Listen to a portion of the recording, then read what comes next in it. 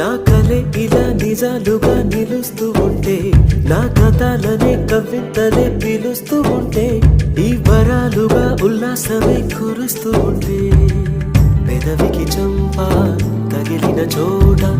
పరవశమేదో తోడవుతుంటే, పగలే అయినా గగనంలోన తారలు చేరెనుగా. నిజంగా నేనేనా ఇలా నీ జతలో ఉన్నా, ఇదంతా